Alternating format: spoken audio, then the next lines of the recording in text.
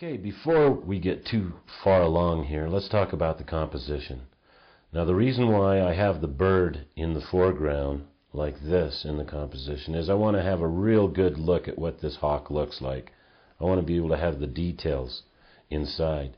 If you look where I placed his head in this particular piece, it's right through here in thirds. You always want to try to place something in thirds here. Here's a third, third, third. You can see this head is going to lie right on that third line. The back, the tail, lies over here in the other portion of the third.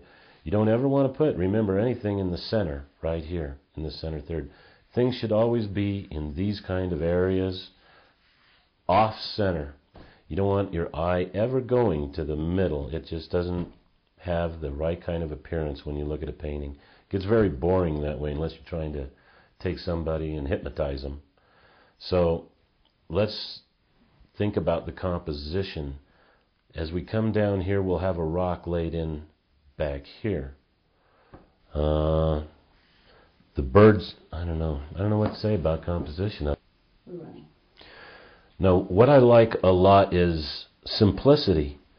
In simplicity, you can easily find the line and the flow of the painting.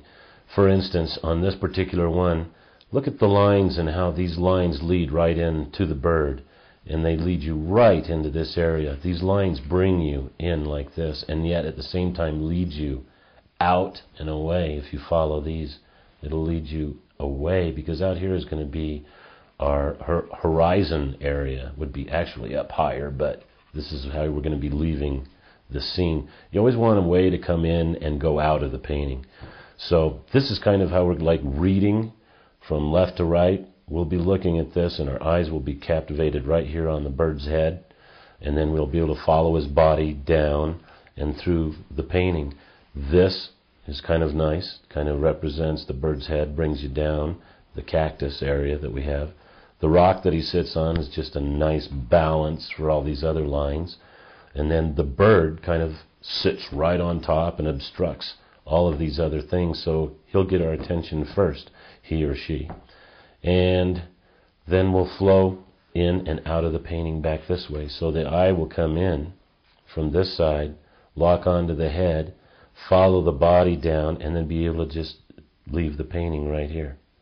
It's a nice flow for your eye to follow, and it's a simple line like this through the painting. These will just be other things that are nice to look at to take you and give balance to the painting.